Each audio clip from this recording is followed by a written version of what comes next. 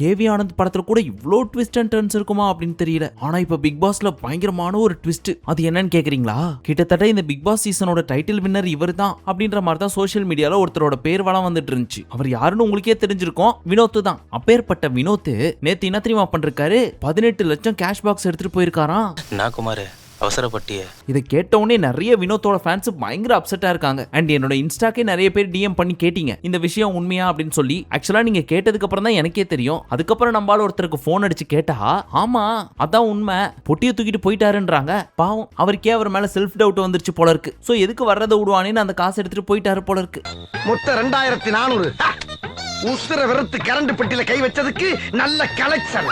ஓரளவுக்கு நம்பிக்கை இருந்திருக்கும் டைட்டில் அடிச்சிடலாம் அப்படின்னு சொல்லி. எப்ப வீட்டுக்குள்ள எக்ஸ் கண்டஸ்டன்ட்ஸ் அப்படின்னு சொல்லி ஒரு சில விஷக்கிருமிகள்லாம் அனுப்புனீங்களோ அப்ப யாருக்கா இருந்தாலும் செல்ஃப் டவுட் வரதானே செய்யும். ஐயோ நம்ம பேரு வெளியே தப்பா போயிட்டு இருக்கோம், சோ நம்ம டைட்டில் வின்னர் ஆகிறதுக்கு சான்ஸ் கம்மி தான், அதனால இந்த பணத்தை எடுத்துட்டு போறதே பெஸ்ட் அப்படின்னு யாருக்கு தான் தோணி இருக்காது. ஆனா உண்மையிலே இது பயங்கரமான ட்விஸ்ட்பா. பட் இதெல்லாம் நமக்கு அரசல் புரசலா காதுக்கு வந்த மேட்டர் தான். சோ இது பொய்யா இருக்கணும் அப்படின்னு சொல்லி வேண்டிப்போம். ஓம் நமோ ஓம் காளி ஜெய் காளி மகா காளி. சரி, இப்ப நேத்தோட முக்கியமான சம்பவங்கள்லாம் பார்த்துலாமா? ஓப்பனிங்ல நம்ம தர்பூசணி என்ன தெரியுமா பண்ணிட்டு இருக்காரு? மேல சட்டை பனியன் எதுவும் போடல, பேண்ட் எங்க தெரியுமா இருக்கு, இடுப்பு இருக்குல்ல அதுல இருந்து கீழே இறங்கி எதுக்கு சுத்தி வளைச்சு பேசிக்கிட்டு கிட்டத்தட்ட அவரோட பம்மே தெரியுது. மோஸ்ட் ஆஃப் த டைம் வீட்டுக்குள்ள இந்த பீஸ் எப்படி தெரியுமா சுத்துது? இதே மாதிரி தான் ட்ரெஸ் போடாம லோ ஹிப் பேண்ட் எல்லாம் போட்டுக்கிட்டு ஹாட் அண்ட் செக்ஸி பாய் நினைச்சுக்கிட்டு எப்ப பார்த்தாலும் பிறந்த மணிக்கா சுத்திட்டு இருக்கு. பாட்டம் வியூ மட்டும் கவர் பண்ணிக்கிட்டு. பாஸ் ஜிப்பி போடுங்க. பரவாயில்ல, பாத்துட்டு போடா. பாத்துட்டு போடாவா? பாக்குற மாதிரியாடா இருக்குது அது. இது மட்டும் இல்லாம நான் தான் பவானி பவானின்னு சொல்லிட்டு உடம்பு பூரா சோப்பை போட்டுக்கிட்டு அந்த கெட்டப்லயே டான்ஸ்ன்ற பேர்ல ஒரு ஸ்டெப்பையும் போட்டுக்கிட்டு கேமராமேனுகளை போட்டு டார்ச்சர் பண்ணி எடுத்துட்டு இருக்கு. இது அப்பப்ப பாக்குற நமக்கே இவ்வளவு காண்டாகிறப்போ வீட்டுக்குள்ள இருக்கிற பொண்ணுங்க மத்த கண்டஸ்டன்ட்ஸ் எல்லாம் எவ்வளவு கடுப்பாவாங்க. சோ அதுல பயங்கரமா கடுப்பான ஒன் ஆஃப் த கண்டஸ்டன்ட் தான் இந்த வினோத். ஏற்கனவே இந்த பீஸுக்கும் அந்த பீஸுக்கும் 7ஆம் பொருத்தம். அப்படி இருக்கிறப்ப வினோத் போய் இந்த மாதிரி ஒழுங்கா ட்ரெஸ் பண்ணியா அப்படின்னு சொன்னா அந்த பீஸ் சும்மா இருக்குமா? நீ வாய மூடியா, பண்ணி மூஞ்சி வாயா அப்படின்னு சொல்லி இருக்கு இந்த தர்பீஸ். மூக்கு வாய் பல்லு இந்த மூணை பத்தி நீ பேசவே கூடாது. சோ இதனால கடுப்பான வினோத், யோ பேண்ட் கீழே இறங்குது கேவலமா இருக்குன்னு சொல்லிட்டு உன்ட்ட வந்து கரெக்ட் பண்ண சொன்னா என்ன பண்ணி மூஞ்சி வாயான்னு சொல்றியா, எரும மாடு வயிறா அப்படின்னு இவரு சொல்ல அதுக்கு அந்த பீஸ் கடுப்பாயி அமித் மேட்டர்லாம் இழுக்கிறாரு. அமித் இருக்கிறப்போ ஒழுங்கா பூரி சுட தெரியல அப்படின்னு சொல்லி நாக்க கடிக்கிறது, கண்ணை உருட்டி உருட்டி காட்டுறதெல்லாம் பண்றான் பிரவீன். இந்த ஆளுக்கு நாகரிகமே தெரியல அப்படின்னு சொல்லிட்டு லாஸ்டா என்ன தெரியுமா பண்ணுச்சு? நான் சபரிக்கு தான் சப்போர்ட் பண்றேன், இந்த மாதிரி ஆளெல்லாம் டைட்டில் வின் பண்ணவே கூடாது அப்படின்னு சொல்லிட்டு கேமரா பக்கத்துல போய் நின்னுகிட்டு வணக்கம் தமிழக மக்களே அப்படின்னு ஆரம்பிச்சிச்சு.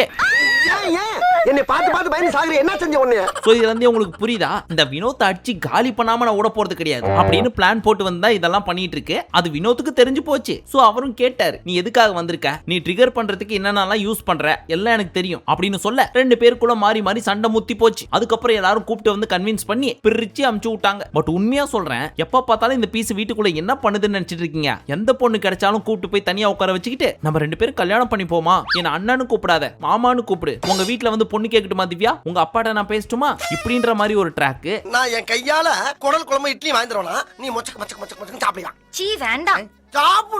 இன்னொரு பக்கம் இந்த மாதிரி அரைக்குறையா ட்ரெஸ் போட்டு வீட்டுக்குள்ள மங்கி டான்ஸ் ஆடி சுத்திட்டு இருக்கிறது, இதெல்லாம் ஃபுல் டைமா பண்ணிட்டு இருக்கு. லைவ் பார்த்தா உங்களுக்கு தெரியும் இந்த பீஸ் பண்ற அராஜகம்லாம். நம்மள ஒரு வாரம் தான் அமுச்சு விட்டுருக்காங்க, அதனால முடிஞ்ச அளவுக்கு எல்லா கேமராலையும் நம்ம கவர் ஆயிடணும் அப்படின்னு ஐஷாட்டியம் பண்ணிட்டு இருக்குது. மனசுல அப்படியே மியா கலிஃபன்னு நினைப்பு. இவன் தொல்லை தாங்க முடியல, ஒழிச்சு கட்டலான்னு பார்த்தா இந்த ஆள் கூட 10 ரூபாய் கொடுத்துருக்கான். இப்போ இந்த பிரச்சனையை எல்லாத்தையும் எடுத்துட்டு போய் இந்த தர்பூசணி அந்த பீஸை சுத்தி இருக்கு பாத்தீங்களா, 4 பீஸ் அவங்கள்ட்ட கம்ப்ளைண்ட் பண்ணிட்டு இருக்கு. அப்ப இந்த பக்கம் ஒரு 4 பேர் நிக்கிறாங்க பாத்தீங்களா, அவங்க வேற மேட்டரை பேசிட்டு இருக்காங்க. அப்ப இந்த தலப்பாக்கட்டு திவ்யா என்ன பண்ணுச்சு, அவன் அவன் அவன் அப்படின்னு பாட்டு பாடிட்டு இருந்துச்சு. அப்ப அந்த பக்கம் இருக்க 4 பேரு ஏதோ எக்ஸாம் ஹால்ல லாஸ்ட் 5 மினிட்ஸ் எக்ஸாம் எழுதிட்டு இருக்கிறப்போ ஏதோ எக்ஸாம் ஹாலுக்குள்ள கொசு மருந்து அடிச்சு விட்ட மாதிரி, ஹலோ ப்ளீஸ், அவர் இந்த உலகத்துக்கு ஏதோ ஒரு முக்கிய செய்தி சொல்ல வராரு, அவர் கொஞ்சம் சொல்ல விடுங்க. கொஞ்சம் டிஸ்டர்ப் பண்ணாம பேச முடியுமா, நாங்க சீரியஸ் டிஸ்கஷன்ல இருக்கோம், ஏன் இப்படி நெகட்டிவாவே பண்ணிட்டு இருக்கீங்க அப்படின்னு சாண்ட்ரா குறிப்பா கேட்க வந்துச்சு கோவம். யாருக்குன்னு கேக்குறீங்களா? ரம்யாக்கு, திவ்யாக்கு அண்ட் வியானாக்கு. அதுல ரம்யா சிரிச்சிட்டே திட்டினாங்க, திவ்யா இவங்க யார் இதெல்லாம் சொல்றதுக்கு, இது எங்க உரிமை, நாங்க பேசுவோம், அவங்களுக்கு எந்த ரைட்ஸும் கிடையாது சொல்ல வந்துட்டாங்க பெருசா. என்ன நீங்க வாய்க்கு வந்தபடி பேசிட்டு இருக்கீங்க? அம்மா ஏன் வாய் என்ன பேசுவேன் அப்படின்னு அவங்க முடிச்சிட்டாங்க. ஆனா வியானாக்கு பயங்கரமா கடுப்பாயிடுச்சு. ஏன்னா பேசுனது சாண்ட்ரா இல்ல, அது எப்படி இவங்க சொல்லலாம், நாங்களும் ஹவுஸ்மேட்ஸ் தான், இன்னும் இவங்க மட்டும் தான் இந்த வீட்டுக்குள்ள வந்த மாதிரி பேசிட்டு இருக்காங்க, நாங்க நெகட்டிவிட்டின்னு இவங்க சொல்றதுக்கு இவங்க யாரு, இந்த மாதிரி தான் ஃபுல் நெகட்டிவிட்டி, இது நம்மள சொல்ல வந்துருச்சு அப்படின்னு என்னதான் சண்டைக்கு ஏத்தாலும் திறக்க மாட்டேனே, வாயை திறக்கவே மாட்டேன், எப்படி வேணா ஏத்துக்க, உன்னை பார்க்க கூட மாட்டேன், பார்த்தாலும் ரிப்ளை கொடுத்தா தானே சண்டைக்கு இழுப்ப, பேச மாட்டேன் பார்க்க மாட்டேன் அப்படின்னு பல்ல கடிச்சுக்கிட்டு காதுலயே விழாத மாதிரி அங்க வேடிக்கை பார்த்துட்டு இருக்காங்க. நான் உன்னை பார்த்தா தானடா நீ என்ன பார்க்கறது எனக்கு தெரியும். பார்க்க மாட்டேன். இப்போ இதை அப்படியே எடுத்துன்னு போய் விக்ரம் கிட்ட ஒப்பிக்க அவரும் வியானா என்ன இப்படி பண்ணுது அப்படி பண்ணுதுன்னு கதற. இப்போ இவங்க 2 பேருக்குமே இருக்க ஒரே காண்டு வியானா. ஆனா திரும்ப பேசினா எப்படா அடிக்கலான்னு அட்டாக் மோட்ல ரெடியா இருக்குது அது. ஆனா அதுக்கு சான்ஸே கொடுக்க கூடாது சாண்ட்ரோ. அதனால நம்ம என்ன பண்ணலாம், டிஸ்கஷன் மோடுக்கே போவேனா. அவன் என்ன பேசினாலும் கண்டுக்காத மாதிரி அப்படியே ஓரமா ஊரை சுத்தி போயிரும் அப்படின்னு டிஸ்கஸ் பண்ணிட்டு இருக்காங்க. அண்ட் அதுக்கு சாண்ட்ராவும் விக்ரம் என்ன மட்டும் கிடையாது, அவங்க உன்னையும் என்ன தெரியுமா சொன்னாங்க, விஷமா நம்ம 2 பேரும். அது உங்க காதுல கேட்கலன்னு நினைக்கிறேன், என் காதுல கேட்டுச்சு. அப்படி சொன்னவங்கள்ட்ட பேச தோணுமா விக்ரம் அப்படின்னு இவங்க 2 பேரும் கை கோத்துக்கிட்டு ஜோடியா மிஸ் ஆக ட்ரை பண்ணிட்டு இருக்காங்க. ஜோடியா மிஸ் ஆகுறீங்களா நீங்க?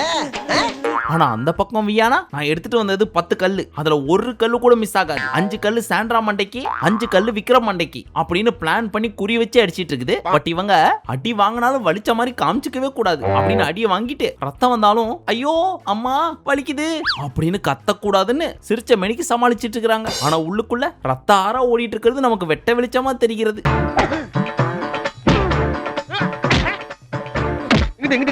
இப்போ வரைக்கும் இவங்களோட கல்லால வெறும் 5 லட்ச ரூபா தான் சேர்ந்திருக்கு. அதை யாரும் எடுத்துட்டு போற மாதிரியும் தெரியல. என்னதான் பண்றது அப்படின்னு ஈஸியா காசை இன்க்ரீஸ் பண்றதுக்கு ஒரு வழி கண்டுபிடிச்சாரு நம்ம பிக் பாஸ். அதுல டாஸ்க் நம்பர் 1, இப்போ ஒரு எக்ஸ் கண்டஸ்டன்ட் ஸ்டோர் ரூம்ல வெயிட் பண்ணிட்டு இருக்காங்க. அவங்கள அப்படியே யாருக்கும் தெரியாம மறைச்சு கூட்டு போய் ஒளிச்சு ஒரு இடத்துல உட்கார வச்சிருக்கணும். அதை நீங்க செஞ்சிட்டீங்கன்னா உங்களுக்கு 1 லட்சம். முக்கியமா வீட்டுக்குள்ள இருக்கிற எக்ஸ் கண்டஸ்டன்ட்ஸ் கண்ணுக்கு படவே கூடாது. பார்த்து பாஸ் என்ன ஆபரேஷன் அரை மணி நேரமா சொல்றீங்களே, டாக்டர் யாருமே வரல அப்படின்னு சொல்லி அமுச்சு விட்டாரா. இவங்களும் அவங்கள பிராங்க் பண்றேன் டிஸ்ட்ராக்ட் பண்றேன்னு சொல்லி வெளியே கூட்டு போயிட்டு தனியா கூட்டு வந்து தலை ரூம்ல இருக்க பெட்டுக்கு பின்னாடி உட்கார வச்சிட்டாங்க. சரி பிக் பாஸ் உட்கார வச்சிட்டோம், இப்போ என்ன டாஸ்க்னு சொல்லுங்க அப்படின்னு கேட்டா, வாழ்த்துக்கள் நீங்க லெவல் 1 முடிச்சிட்டீங்க, உங்களுக்கு 1 லட்ச ரூபாய் அப்படின்றாங்க. எது இதுக்கே 1 லட்ச ரூபாயா அப்படின்னு அவங்களுக்கு ஒரே குஷி ஆயிடுச்சு. ஐயோ நான் என்ன செய்வேன், யார்கிட்ட போய் சொல்லுவேன் ராமா ஐயா. ஆனா பிக் பாஸ்ட கேட்டா, பின்ன எது கொடுத்தாலும் தத்தி மாதிரி ஆடிட்டு இருக்கீங்க, பொட்டியில இருக்கிற பணத்தை கொஞ்சமாவது இன்க்ரீஸ் பண்ணுவீங்கன்னு பார்த்தா எல்லாரும் மூளையில முக்கிட்டு உட்கார்ந்துட்டு இருக்கீங்க. இதுக்கு மேல நானே ஏதாவது வழிவகுத்து கொடுத்தாதான் உண்டு, அதனால போய் தொலைது. இந்த மாதிரி சப்ப டாஸ்க் கொடுக்குற மாதிரி கொடுக்குறேன், அதையாவது ஜெயிச்சு தொலைங்க, ஒரு 10 லட்சத்தை தாண்டி போற மாதிரி ஏதாவது பண்றேன் அப்படின்னு சொல்லிட்டு தான் இந்த மாதிரி சப்ப டாஸ்க் கொடுத்தாரு. இதுக்கு ஒரு பயங்கரமான டிஸ்கஷன் வேற போட்டாங்க. இப்போ இதை எக்ஸ் கண்டஸ்டன்ட்ஸ் கண்டுபிடிக்கணும் அப்படின்றதுக்காக ஹோம் டூர், அதாவது கரண்ட் ஹவுஸ்மேட்ஸ் எல்லாருமே எக்ஸ் கண்டஸ்டன்ட்ஸ் கூட்டு போய் ஊட்ட சுத்தி காட்டணும், அங்க நடந்த ஒரு சில அனுபவங்கள்லாம் பகிர்ந்துக்கணும் அப்படின்னு அவங்க சைட்லயும் ஏத்தி விடுறாரு. பாஸ் அப்ப நம்ம காட்டையும் கொடுக்குறோம் கூட்டையும் கொடுக்குறோம் பாஸ்.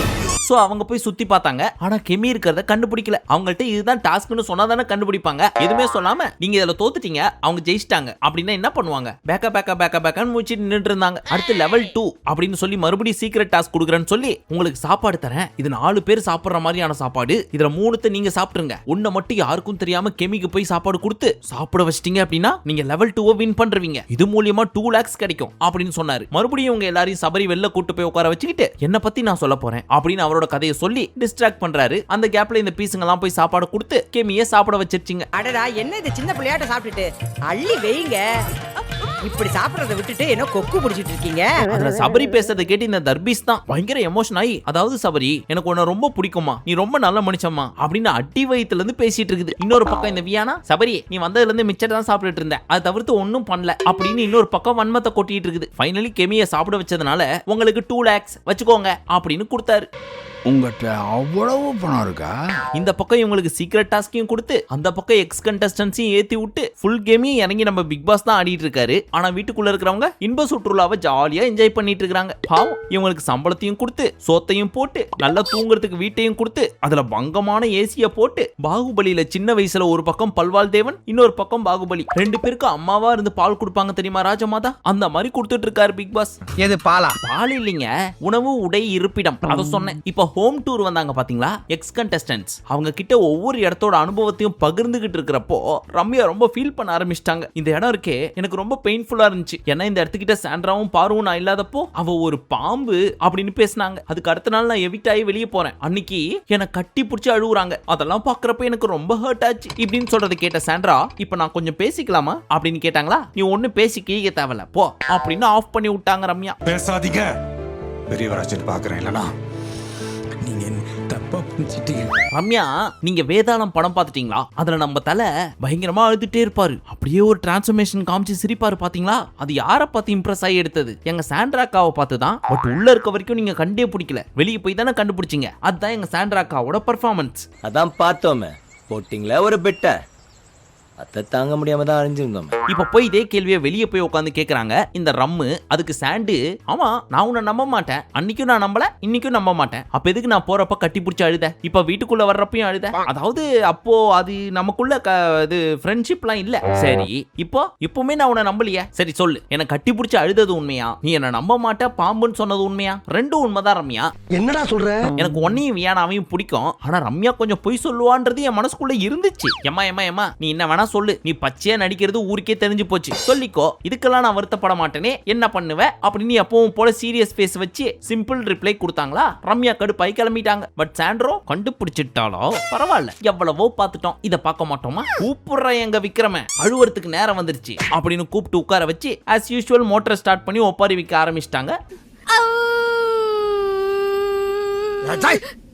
காரணத்தை சொல்லுனா அழுதுகிட்டு இருக்க என்ன மாதிரி? ஏன் அழுவுறேன்னு கேட்டா, நான் உண்மையா தானே சொன்னேன், இந்த வீட்டுக்குள்ள நான் யாரும் நம்புறது விக்ரம், யாரையும் நம்பல, அதுதான் உண்மை அப்படிங்கிறாங்க. யாரையுமே நம்பலன்னா ஏமா ரம்யா வர்றப்போ அப்படி கட்டி பிடிச்சிட்டு அழுவுறீங்க அப்படின்னு அவங்க கேட்டா அதுக்கு மட்டும் பதில் இல்ல. ஆனா ரம்யாக்கு எனக்கு ஆத்திரம் அட்டங்கல. இப்ப இந்த சாண்ட்ராவும் விக்ரமும் கொஞ்சம் பேசிக்கிறாங்களே, ஆனா இதுங்க ரெண்டு மாறி இதுங்களை பத்தி எவ்வளவு கேவலமா பேசிச்சிங்க தெரியுமா? அதெல்லாம் என் காதுல கேட்டுச்சு. சரி அதை விடுங்க, இப்ப பேசிக்கிற இதுங்க ரெண்டுமே பயங்கரமா எழுதிட்டு இருந்துச்சுங்க. அப்ப இதுங்க கோழை இல்லையா, நான் மட்டும் அழுதா கோழையா அப்படின்னு கொந்தளிச்சிட்டு இருக்காங்க. ஏமா அவங்க ஒரு ஓரமா இருக்கட்டும், வீட்டுக்குள்ள மேடம் நீங்க அழுவுறதை தாண்டி வேற என்ன பண்ணேன்? ஒண்ணு கால் வலிக்குது, இல்ல கை வலிக்குது, தொண்டை வலிக்குது, வாந்தி வருது, டயர்டா இருக்கு, ஃபீவரா இருக்கு இப்படின்னு படுத்துக்கிறத தவிர்த்து என்ன பண்ணீங்க? நீங்க நம்பர் 1 டுபாக்கு, அவன் நம்பர் 2 டுபாக்கு. நான் நம்பர் 1. எது எப்படியோ அப்படி இப்படின்னு இப்ப பெட்டிக்குள்ள 8,18,500 ரூபாய் சேர்ந்து போச்சு. அதுவும் இந்த மாதிரி சப்ப டாஸ்க் வச்சதுனால ஒருவேளை கொஞ்சம் ஸ்ட்ராங்கா கொடுத்திருந்தாங்கன்னு வச்சுங்க, இந்த 2 வயசு பையன் ஒண்ணு கடிக்கிற மாதிரி சொட்டு சொட்டாதான் ஏறி இருக்கும் பொட்டியில போனோம். ஆனா பாவம்ப்பா, கிட்டத்தட்ட 4 ஹவர்ஸ் கெமி அந்த சின்ன சந்துக்குள்ளேயே வாழ்ந்திருக்காங்க. அப்ப கெமி பாவம்ன்றியா அப்படின்னு கேக்குறீங்களா? நீங்க புரிஞ்சிக்கவே மாட்டீங்க. நான் பாவம் பான்னு தான் சொன்னேன், கெமிய பாவம்னு சொன்னா? நான் பாவம்னு சொன்னது அந்த கேமராமேன். ஏன் ஏதா ப்ராப்ளமா ஏன்னு கேக்குறீங்களா? பின்ன அந்த இடத்துக்கிட்ட உட்காந்துக்கிட்டு கேமராவை பார்த்து எப்ப பார்த்தாலும் I love you Bigg Boss அப்படின்னு வெரைட்டியா மூஞ்சில பர்ஃபார்மன்ஸை காமிச்சு உமாவா கொடுத்து தள்ளினாங்க கேமராமேனுக்கு. அவரும் எவ்வளவு நேரம் தான் அதையே பார்த்துட்டு இருக்க முடியும்? சோ அவர் தான் பாவம்னு சொன்னேன். எப்படி சிக்கிரிக்கம் பாத்தியாப்பா? இப்ப நம்ம தர்பி ஸ்விம்மிங் பூல்ல ஐட்டம் சாங்ல வர்ற மாதிரி குளிச்சிட்டு இருக்காரு. இத ஓரமா உட்காந்து பார்த்த நம்ம வினோத், ஹலோ ஃபயர் சர்வீஸா? இங்க கிணத்துல ஒரு கண்ணுக்குட்டி ஊந்து கிடக்குது, அதை காப்பாத்தணும், கொஞ்சம் வரீங்களா? வரியா வா. அப்பாடா வர அப்படின்னு சொல்லி கலாய்ச்சாலும் நான் அப்படிதான் குளிப்பேன் அப்படின்னு குளிக்கிறது மட்டும் இல்லாம சோப்பு விளம்பரத்துல வர்ற பாம்பே ஹீரோயின் மாதிரி உடம்பு பூரா சோப்பை போட்டு கவர்ச்சியா நிக்கிறன்ற பேர்ல கண்ணெரிச்சல் வர்ற அளவுக்கு காண்டேத்திட்டு இருக்கு. இதுக்காக தான் இந்த பீஸை சீக்கிரம் அடிச்சு வெளில துரத்துனாங்க. ஆனாலும் திருந்தாம வந்து இந்த மாதிரி டார்ச்சர் பண்றதெல்லாம் பாக்குறப்போ அந்த சோப்புல சொனப்புடுங்கிற அளவுக்கு ஏதாவது பவுடர் கலந்து விட்டு அடுத்த தடவை சோப்பு போட நினைக்கவே கூடாது அப்படின்ற அளவுக்கு ஏதாவது பண்ணி விட்டுறலாமான்னு தோணுது. அதுவா, நீ சீக்கிரம் வெள்ளையாகணும்ட்டு நான் தான் அதுல கொஞ்சம் ப்ளீச்சிங் பவுடரை மிக்ஸ் பண்ணிட்டேன். அடுத்து ப்ரமோஷனுக்காக LBW அப்படின்ற ஒரு டீம்ல இருந்து வந்து அவங்களோட வெப் சீரிஸை ப்ரமோட் பண்ணி முடிச்சதுக்கு அப்புறம் அவங்க கையில எக்ஸ்ட்ராவா ஒரு 5 லட்சத்தை கொடுத்து இதுங்க ஒன்றும் ஜெயிக்கிற மாதிரி தெரியல, அதனால ஆறுதல் பரிசா கொடுத்து விடுங்கன்னு சொல்லி கொடுத்து விட்டாங்க. ஸோ அதை பணப்பெட்டியில போட்டதுக்கு அப்புறம் இப்போ 13,18,500 ரூபா சேர்ந்துருக்கு. இவ்வளவு சேர்ந்ததுக்கு அப்புறமும் பெட்டி எடுக்காம ஒரு சிலர் இருக்காங்க. அவங்களுக்குலாம் நம்ம டைட்டில் வின்னர் ஆயிடுவோமோ அப்படின்ற அளவுக்கு லைட்டா ஒரு சந்தேகம் இருக்கும். ஆனா இந்த அரோரா எந்த தைரியத்துல இந்த பணப்பொட்டி எடுக்காம இருக்காங்கன்னு தெரியல. ஏன்னா பணத்துக்காக தான் உள்ள வந்தேன் அப்படின்னு சொன்னாங்க. இவ்வளவு பணம் வந்துருச்சு ஆனாலும் எடுக்காம இருக்கு அப்படின்னா ஒருவேளை நம்ம டைட்டில் வின்னர் ஆயிடுவோம்னு பயபோல இன்னும் நம்பிட்டு இருக்கோம். ஏண்டா கனவா இருந்தாலும் ஒரு நியாயம் வேணாமாடா? லாஸ்டா முடிய போறப்போ சிறப்பான ஒரு சம்பவத்தை இந்த ரம்யா அண்ட் வியானா ரெண்டும் சேர்ந்து செஞ்சு விட்டு போயிடுச்சுங்க. அது என்ன தெரியுமா? திவ்யாவை கூப்பிட்டு ஓரமா உட்கார வச்சு, திவ்யா இந்த சாண்ட்ரா இருக்கே உன்னையும் பிரச்சனையும் சேர்த்து சந்தேகப்படுற மாதிரி ஒரு விஷயத்தை கிளப்பி விட்டுருச்சு, அதை வெளியே போய் பாரு உனக்கே புரியும் அப்படின்னு போட்டு விட்டுருச்சுங்க. எது? என்னையும் பிரச்சனையுமா? S pass. ஆமாடி, இதை நீ உண்மையிலே வெளியே போய் பார்த்தன்னு வையே, நீ பயங்கரமா அழுவ. நான் அழமாட்டேன்டி, அழவே மாட்டேன். நான் எதுக்கு அழுவணும்? சி, இவ்வளவு கேவலமா நினைச்சிருக்கா இந்த பொம்பளை. இவ கேம் விளையாடுறானா இவ புருஷன் பிள்ளைங்களை வச்சு விளையாட வேண்டியது தானே. என்ன வச்சு இவ எப்படி அப்படி சொல்லலாம்? எனக்கு வர்ற கோவத்துக்கு அவளை கிழிச்சு தொங்க விடணுன்ற அளவுக்கு இருக்கு அப்படின்னு பயங்கர கடுப்புல பேசிட்டு இருக்காங்க. எனக்கு வர ஆத்திரத்துக்கு சூளத்தாலேயே மூலத்தை வர வச்சிருவேன். சோ விரைவில் பல நாளா எதிர்பார்த்த அந்த ஒரு சம்பவம் நடக்க போகுது. Sandra versus Divya fight. அதுக்கு பிரச்சனையும் உள்ள கொஞ்சம் அமுச்சு விட்டீங்கன்னா இன்னும் கொஞ்சம் சுவாரஸ்யமா இருக்கும். பார்த்து பண்ணி விடுங்க. எது எப்படியோ வியானா அண்ட் ரம்யா 2 பேரும் வந்த வேலையை சிறப்பா பாக்குறாங்க. இதை கொஞ்சம் முன்னாடியே பார்த்திருந்தா இன்னும் கொஞ்ச நாள் வீட்டுக்குள்ள ஒப்பேத்திருக்கலாம். இப்ப கண்கெட்ட பிறகு சூரிய நமஸ்காரம் பண்ணா என்ன, கார்த்தி நமஸ்காரம் பண்ணா என்ன, ஒரு பிரயோஜனமும் இல்ல.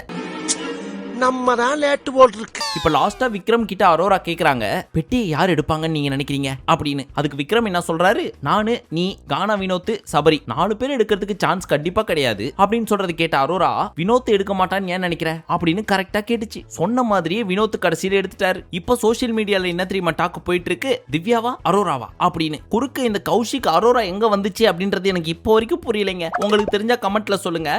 இந்த ஏரியால பாத்தே கிடையாது. நான் புது ரவுடியா? ரவுடிங்கிறதுக்கு என்ன ஆதாரம் இருக்கு?